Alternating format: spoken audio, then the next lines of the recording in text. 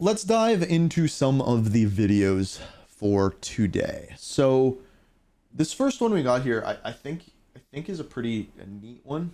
It's pretty neat. How neat is that? It's by someone, well, screwed that up, one sec. It's by someone by the name of Frienda NDA, Frienda.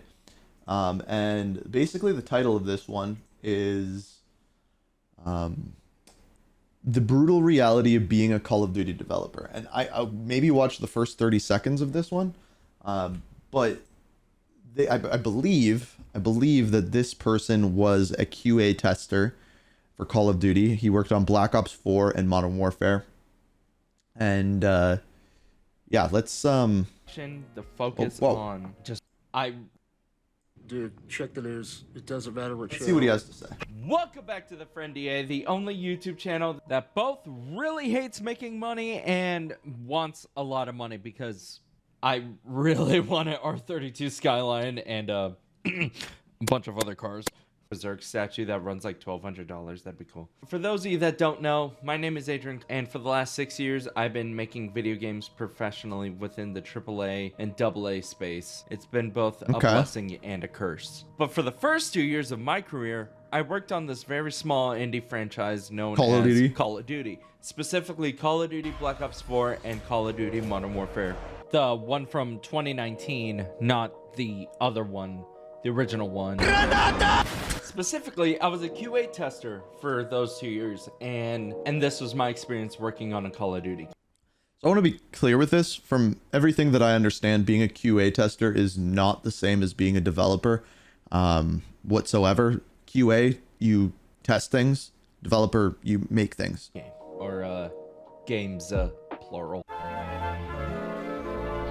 I'm so curious to hear what he has to say about Black Ops 4. Way more curious than I am to hear what he has to say about Modern Warfare 2019, because the things that I've heard about Black Ops 4 is the development of this game was brutal.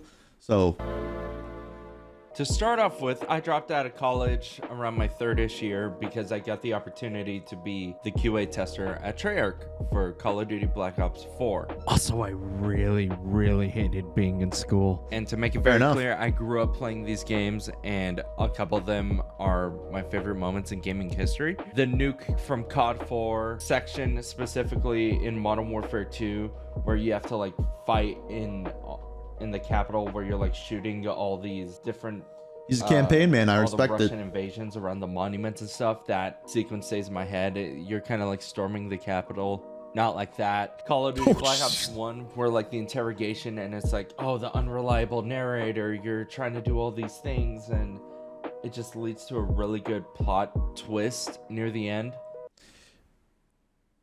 Unreliable narrator. It's a great way of describing Black Ops. Hell, even just World at War's entire campaign is really gut-wrenchingly brutal for a World War II game. And I think so is Call of Duty World War II. That's one we got to play coming up. Didn't do so well because you had World at War, which was extremely brutal, and then World War II and Vanguard, which are very cinematic, like Hollywoody. That's true.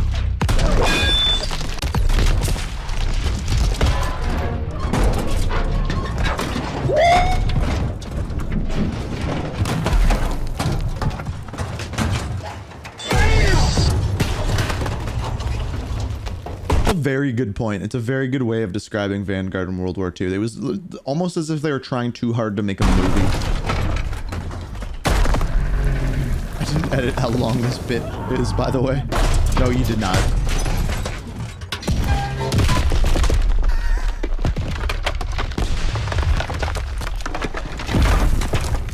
Okay, that's actually hilarious. And not even to mention the countless hours spending on zombies in multiplayer, because those COD lobbies were insane.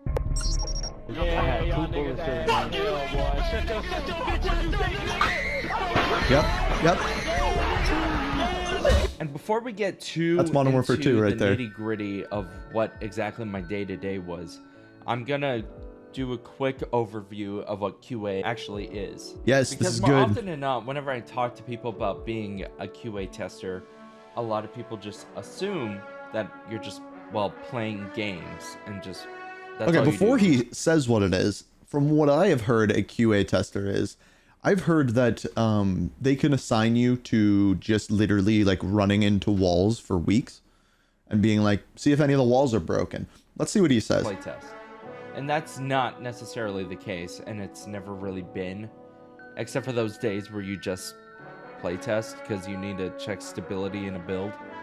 But quality assurance, or QA, is often one of the most underappreciated sections of the game development pipeline.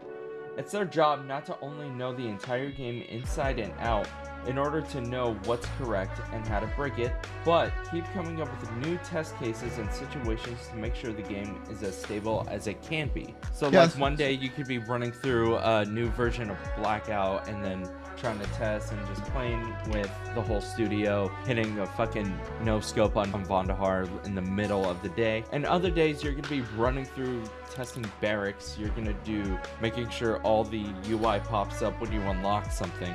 The visual cues are working. You're gonna make sure scripted sequences are working as intended. You're gonna make sure LOD sequences fold in properly. This is One thing that he's not saying here is you can do the same thing over and over again. So for example, he said unlocking something and make sure everything's popping up. You could be unlocking the same camo on the same weapon like 16 times. Now, they won't have to do the entire challenge, but still. like your entire mindset where you're going. You need to know the product inside and out, even better than the people that are fully developing it, because they're so focused on It's just actually knowing it in a making different and way. Sometimes it's not even just the redundant bugs. Like you could even find really fun ones. Like let's say putting a truck inside an elevator and causing it to flip to the skybox in order to make it stick.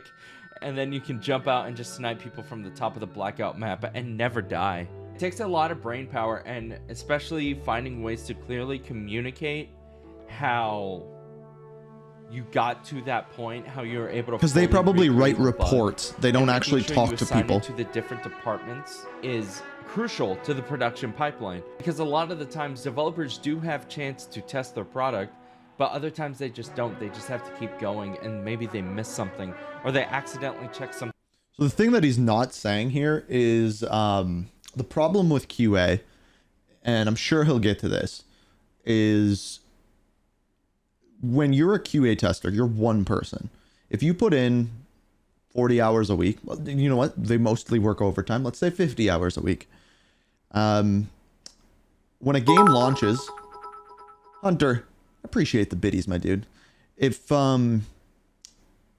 he puts in 50 hours in a week, the game launches to everyone. 10 million people buy the game. Well, 50 of those people do all the work that he just did in 1 hour. Like, that's the problem with QA testers. Again and all that good stuff. So it's us to Hunter, kinda, you're a like, legend. do the final wall in order to do it, but we don't have control in necessarily when the bugs get fixed. It's just more how quickly we can report them and how we can move on. Hell, even now that I've moved away from QA, Jesus. You and Wolf Sands coming in gifting 5 subs. You absolute legend. Getting that hype train going. What a way to start Friday morning. Absolute legend right there.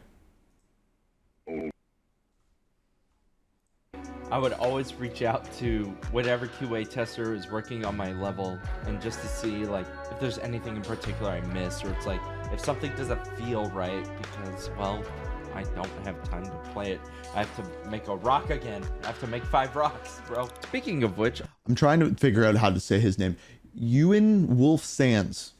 Am I close? a lot of my You're a day-to-day legend, was though. relatively Absolute straightforward. certified Show up to legend. the office at 10, work until 6, pull the day's build, run through all 14 maps, 15 if you include Nuketown, and each of the modes, and of course each of the game modes, specifically multiplayer, like deathmatch, demolition. By the way, where the fuck is demolition? I haven't seen that. It's in this mode game. since It's in Modern Warfare 3. Black Ops 4? Was it? I wonder if it was in W2. I didn't really play that one. Along with loading Blackout and doing a full map sleep, on occasion doing playtests like I mentioned before, then checking every barrack, every achievement, every gun, every combination of gun specialist attachment with the camo, with the pick 10 system. I hope so you he have to goes keep into adding detail about everything how else on many there, QA including testers the they actually operator had. mods too. And then along with the different attachments with the operator mod as well, I think a couple of them would break and like completely change the outlook of the gun as well. But you know what I'm getting at here. There was a lot of content going in. Do you want me to just call you Uni, dude? Whatever you may see, there was still a lot of content. And this isn't even mentioning all the other, all the different localizations like Chinese, French, Spanish, Japanese, That's another good Korean. point. You had all these other languages that you needed to check. And quite frankly, I got pretty decent at reading French and Chinese by the end of my run there. Good for you. It's a lot. It's a lot of content. This isn't even to mention like the UI bugs, making sure it translated properly, which we wouldn't really know. You're not like qualified to know the language, but you can kind of tell when it's French or Chinese and then English. And I know a couple of people are Well, yeah, you know what it says at that point. Who handled zombies? Well, there were testers that did it, but they were kind of in a secret room because people would leak shit, or at least previously. That's the leaked a zombies bunch of community shit, right there. And zombies is Treyarch's baby, and I'm not gonna touch that because I don't really know a lot about what into that side, and they scare me. And if anything, I'm not touching that one. So Godspeed. Sorry, zombies community. You're also being left out of this video too. Oh, Rob. I hope Milo doesn't shoot me. Please don't shoot me, Milo. We really wanted less leaks than the Titanic, eh? Get it? Like Voyage? I figured. 9? Ha! So what do you do when you have a $1 billion IP, a lot of content, and a deadline coming up really fast? Because remember, so for clarification, I started in around April of 2018, and the game was scheduled to come out in October. So here are your options. 1, reduce the scope of the project in order to maintain a healthy existence. Oh, this 2, is where he gets delay into a it. month or so to set up a solid release and make sure everything is somewhat stable and everyone has a work-life balance. Or C, we're crunching you to shit. It's that one. We're crunching.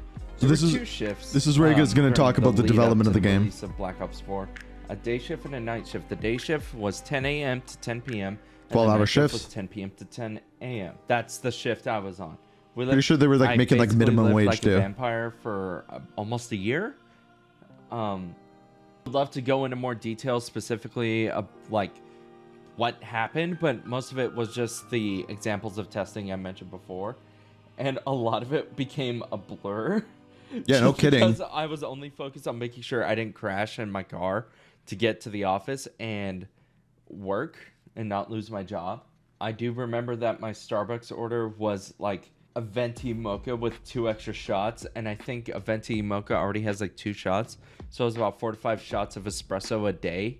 I would remember a good day. like we would hit a 3 to 4 a.m. brain rot, and one of my coworkers would just go A, B, C, D. Is he working in an office here? I kind of want to know that. I'm assuming he was at that time. A, B. I just remembered. I think it was like a month out. One of my coworkers, who's a very He just opened a I can of consider a soda. very close friend of mine. He would start singing that SpongeBob song, where like Sandy was like, "I want to go home, whoa, whoa." Sounds like he enjoyed himself. It was really that like when your when you're like playing with your friends and they just go, "Oh, one more game," and you're like on a 7-game loss streak and you just keep going and going. So you start singing shit. That or he's like to still going make insane your from his life, time like, there. Some fucking dopamine based serotonin or whatever the fuck brain does. It's like it just kept going. So we Is he okay? then we all got like really sick of pizza. I was gonna say, I think he's got like PTSD from his time there. They would provide food. Don't get me wrong. Like they would provide food for us, and like they made Gaming it somewhat companies are bearable actually while we were really there. good at that. I've you ever noticed have that from 6 a.m. going to the Fatburger? studios. God, that felt so bad. They like always have lunch, 6 a.m. always have okay, hold on, dinner, disclaimer, breakfast, 6 a.m. snacks for their Fatburger employees. Sober feels really bad. And we all got like really sick of pizza too. I mean, fell in love this with just those, went like, off the deep end. Sugar Pop Tarts. Those are so good. Those are delicious. I also remember like one test case where like I had to level up an account all the way to max on Blackout because like they had the ranking system. Does he and actually have to whatnot, do the whole but thing? I would hit the max rank and then one time it crashed, so I had to do it 3 more times. I think, oh my god, it was like 4 or 5 days of just killing bots and shit. But mental health was not a priority during this time. And physical health, I think my eyes took major damage during. Need some that blue whole light time, glasses. and just felt sick a lot. Days eventually turned into weeks and turned into months, and then the blur came, and then all of a sudden I just Yeah, saw I'd get PTSD from- boxes come in of all the collector's editions, like it had like Well, the that's mystery cool. box. I have it behind me with all my stuff. And it's like, oh, That's actually cool. launch day's coming out in like 2 weeks, like a week or 2, right? That's wild that And I they're was just testing expecting that stuff at that something time. Really cool, and like, oh hey, maybe we don't need to work night shift the day before and that day, so that way we can celebrate with the team and be like, yeah, we did it. That didn't happen, unfortunately. So, shut up to the office just for another shift. It was just exhaustion. The like weird heat of PS4s and Xboxes and PCs all filled our little room because for some reason the air conditioning. I wish would he'd turn said on, how many and people so it would he get was working really with hot during this. around like 3 or 4. It wasn't bad, but it was just warm. And then I looked over and I saw on Twitch, it's like people started playing the game because, it may be like 1 or 2 a.m. in LA, but New Zealand and Australia are just waking up and the game is we out go to for New them. Zealand I'm for gonna be launches honest, of that games. was such an amazing high that I can never really describe. Watching people play and enjoy the thing you've slaved over for so long That is cool. gives you like the biggest dopamine and serotonin high you could ever feel. When I make videos and I find like a lot of the time when I think I crush a video out of the park, it doesn't do well. Or maybe it takes like a couple weeks to actually pick up some steam. But I'm like, I put a lot of effort into this one. The most recent one would be the full timeline of Black Ops. And it does well and it has good reception and people are like, man, this is why I subscribe to you, that stuff. It is a really good feeling. And I feel like this would be tenfold because you're working on this one thing for a year or 2 or 4 and then people finally get to play it or see it. And you become addicted to it in a way. So after launch, I expected things to slow down, but I forgot it's a Call of Duty game, and you're Live always gonna be service, pushing baby. new content. We have new maps, new guns, new specialists. You have the new zombies maps coming out. You have a bunch of expansions constantly going through. So you're never really gonna slow down until 8-ish months after launch, if that. And then you got a new there's Call of Duty gonna be a game new coming Call out. of Duty coming out the next year. Yep. So you just have to hold over the endless eating cycle of people. And this isn't even counting the blackout modes, the multiplayer modes. It's just a constant drip of content. But after launch, I started to like regain a lot of my sanity. They eventually moved us back to a later shift. They had people show up at 10 to work to 6, and then move us from like 2 p.m.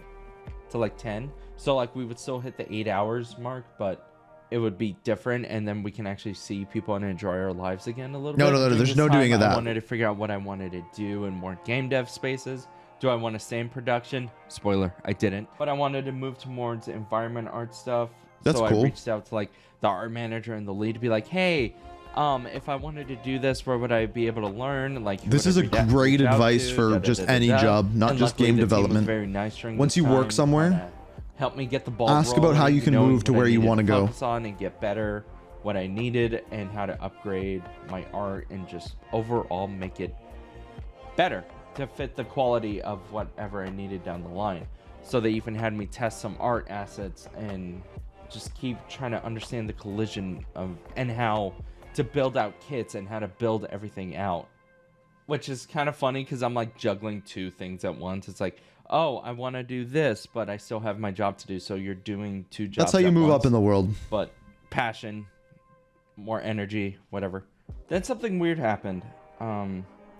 We stopped doing overtime as a whole. So like it was fully, like it was just done. Like on occasion we would have 12-hour shifts and all that stuff, but no, it was done, which was really cool. We all kind of moved back to 12 to 8, 10 to 6, and it was a great time. So normal hours. The reality of the situation came in financially. In Los Angeles, let alone Southern California, I was making about $13.50 an hour, which is there the it is. That's what wage, I believe. That's what I figured And he'd be it's getting not cleared. very sustainable in a $1,500 a month apartment, along with a bunch of gas needed to get over to the Now, studio. You also Cold War need, campaign like, will be on food, Tuesday, water, Shanbu. electricity, all that stuff. It started to really eat at my savings, and they were bleeding really quickly. And it's like, oh, you're reckless spending. Because he was making No, overtime, and overtime most is of my time and a was half. working or sleeping. I didn't have time to spend money on anything, and I was doing laundry at my grandparents' house too. So it's like, it's not anything like that. It's just the cost of living was so, and it's still even higher now. It just fucking sucked. So I Yeah, that's what I've heard remember, about QA like, testers. They a couple basically days get out of paid the week, I minimum would wage no literally matter where you sit work. in the chair working and trying to figure out what the fuck to do. Like I was thinking of going back to the kitchen and like doing a second job and finding a way just to do it part-time or something. But I was hearing some rumblings of my coworkers talking about leaving the studio and going up to Infinity Ward, who just really started ramping up production and finalizing everything for Modern Warfare 2019. And they were doing like OT and all that good stuff. So I was thinking of joining them. So he but I was specifically already worked for kind of Treyarch, not established Activision, and just to be I clear. felt comfortable at Treyarch. I was learning art. I was doing all this stuff. And even for a bigger matter, if you know Los Angeles, I lived all the way down here. Infinity Ward was all the way over here, and Treyarch was right here. That would add an extra like hour to my commute. Probably longer, man. With traffic. And if you know Los Angeles, there's always traffic unless you drive in the morning. It's still dark in the morning. So I had to sit back, think it over, and I did it. What is this? This is a Call of Duty QA tester talking about his experience right So I now. reached out to the He's lead going to Modern QA Warfare. manager, who was also the hiring manager for the position, and it was an almost immediate yes, just due to one, how much more content in Modern Warfare had, and also the fact that I Like a launched the campaign, title, for example? I understood the COD engine and what Well, it's a new was engine on needed this to game. go into each situation. It was just really simple to go and help out the team. And the cool thing was too, he said I'd be a senior. What's the difference keep this pay-wise? in mind, because it causes a little bit more of a shitstorm later. Modern Warfare not only had the multiplayer and a battle royale coming down the line, but it had a full single player campaign and a co-op mode, which expanded and was gigantic. Remember Spec Ops before they replaced it with all the raid missions? But Spec Ops was gigantic. Yeah, what And not was even to Spec mention Ops in that game? Gunsmith, the whole new engine, like it was essentially going from one furnace. I remember into playing it another furnace. early and it Guy being told me, completely "Hey, broken." No way you would crunch more than 60 hours a week, right? Wrong. Only were we on average working about 12 hours a day, but we would move up to around 15 to 18 certain times, and not even to mention weekends. And it wasn't great. It was a blur. The blur was back, and I couldn't really see my partner for almost a year again after just getting married. That fucking sucks. That does Can't suck. see my wife. That's cool, but at least we can make rent, right? All this for an extra $15.50 an hour, and getting Jesus. taxed for almost a whole fucking third of it, just because most of it was due to unchecked OT and double time. We pushed hard for that sucker to be done as the best it could ever be, and it was I good. quite frankly think it was Yeah. one of the better ones that came out. The campaign and multiplayer overall experience that came out was a Campaign huge was high. really good on that game. Warzone is still kicking, Even though I think Warzone 1 is dead, I think now it's like Warzone 2 or 3 now. It was I mean, just it's a still blurry, Warzone, manic but energy yeah. that kind of took over my brain during that time. I've just started using gamer subs to the point where like they gave me free stuff because I kept tweeting about it during development, and I appreciate them a lot. That saved me a good amount of money and a lot of my sanity. It's even cool too. I got to improve my art with Warzone. Was able to help out there as well, which was awesome. Cool. Like as soon as it launched, we were actually able to have a party and celebrate with the team. And So I he felt was I actually able a to little get the bit more closure I of a needed dev than on just a that QA I test for thought I them. would get with Treyarch. So I did this time, which is great. I felt fantastic. It was definitely one of the most times of my life, if that makes sense. It just fucking happened, and so it goes, I suppose. And a little after launch, of course, because something always has to happen. So the lead, or my former lead, the guy that hired me, after launch, for whom will remain anonymous, but for the developers watching, his name rhymed with pot, was fired due to poor management, over hiring significantly. I don't know who he's talking about. Hiring people that legit were just there, and then people he knew. Even hiring one of his friends, Todd? paying Who, double though? the salary of full-on leads and seniors, and basically did nothing except like work an hour and then leave, but would still get the full 60-hour salary. So we forged time signatures there too. Or time cards, sorry. Later learned that even though he gave people the titles of senior, they weren't seniors. So that's what I got. And there was a lot of miscommunication amongst the QA team as a whole that caused this weird divide. And I apologize to anyone that thought I was trying to pretend to be a senior. That's what I was told when I was hired, and I just went with it. And this was like a huge morale drop, not for just me, but as a team as a whole, especially when we had to have a full-on Just office meeting politics. in Yeah, the it's very true. office above and explain what was going on, and it just sucked. And then to top it all off, one of the memories that I really hold near and dear, one day the contract because we're all contract workers, and so you kind of go through another company to get loaned out to Infinity Ward. So you're not like an employee of Infinity Ward. So that's a way around paying them reasonable wages, so is they outsource the it contract to system is a whole other conversation. a contractor. But the contract representative was And walking through the studio that company and actually gets was, paid a like, portion of your kinda wage. So handpicking people, and he it's might like, be "Hey, getting can we paid have a quick- $15.50, quick chat?" but the Yeah, company bro, is getting paid or 20. something. And then But none we of the noticed they liability is on wouldn't be Infinity there. Ward. So like it would just be like, can I talk to you? Gone. Can I talk? So they were like letting people go in this weird like firing recruiter, squad basically. executioner situation, and then no one got work done. So we were all just watching and waiting. Even people like hunkering down with Nerf guns to be like, "Hey, get me out of here!" Like you can't get me. I'm in my corner. It felt bad, man. It's just like watching all these people you worked for months on end with, like spent months just working your ass off with, slowly get let go and like taken away and just gone. It felt terrible. That was one of the most stressful things I've ever felt in my life. We've all eventually joked to the point where we took a bunch of pictures and put them on a wall as like an in memorial. Then eventually, I think it was around March of 2020. It still sounds like they're February working 2020, in one the of those studio, two. though. That's what I'm trying to figure out right My now. contract came up and I didn't want to resign. I was so tired. I just wanted a little Yeah, no kidding. time for myself, I think, because I was like, oh, I'll take I hope he couple goes weeks off. into what he I've did made enough after. in saving so I can like have a couple weeks of break. My wife got a job too, so we were okay. She was making more than me baseline too, which was really funny. The whole world shut down 2 weeks later. So I got Right. an extra little bit of time to kind of figure stuff out, but I bounced on my feet later and it was okay.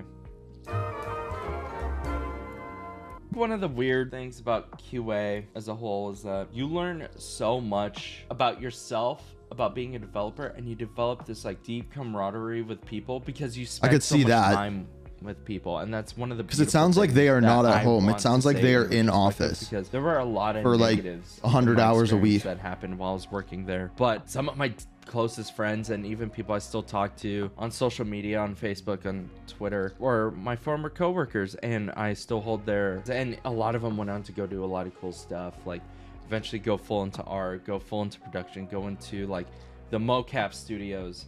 I loved working on those games, but just looking back on it was very This mission is so hard good, by the way. because it was a very tough experience, and you definitely know that you're being overworked and exploited. And I know this isn't a uncommon experience for Call of Duty developers. It's why the first couple videos on my channel are talking about Modern Warfare 3. I know that those devs loved the game. They wanted to make something great, but the production, the focus on just This game's product campaign drove is them unreal. into a wall, For and sure. they weren't able to get exactly what they wanted. What I've been able to do during those 2 years and my 6 years now is a privilege.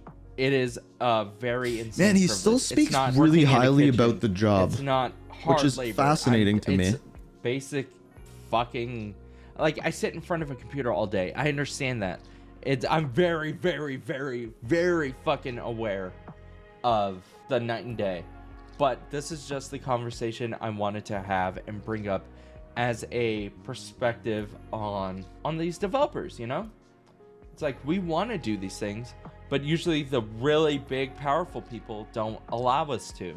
We don't have the healthy work thing. It's getting better, quite frankly, Yeah. even though Microsoft It's working has from the been top doing down, right? terrible things, laying off and closing studios that didn't need to be closed. I'm hoping that, at least out of everything, the COD experience and the studio culture as a whole will shift to be better. Okay.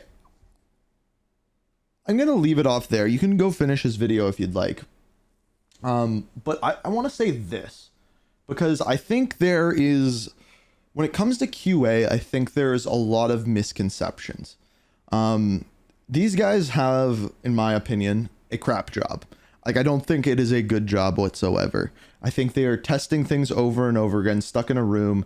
Like, it's not, like, yeah, you could say, like, I do the same thing. I play the game, but like, I'm talking to people, I'm interacting with people, and I'm not getting paid $15.50 an hour. I technically don't have an hourly wage, but like, I'm kind of doing what I want, and it's not just one, I'm not running into a wall over and over again. Also, my job can't be replaced by a game's release. Like, no matter how hard they worked, within the first minute of a game being launched, already more time has been put into the game than the QA team did the entire time. Just with the game being launched for a minute, there is no way that they can actually complete their job to completion. It's impossible. So I understand with when these games come out and Microsoft's like, well, what's the point of having QA testers? We hired 100 people to work 100 hours a week for a year, and the community did their job in 3 minutes better than they did in a year. And that's not technically true, because the game wouldn't be as good as it was without those people, but they're also not wrong. They're right in saying that. It's strange. It is the way that it is. And it's a thankless job that doesn't get paid well. Yet, when he was talking about it, he was still saying, you know what, I love doing it, and I'm grateful that I had that opportunity. So that's an interesting thing. Now,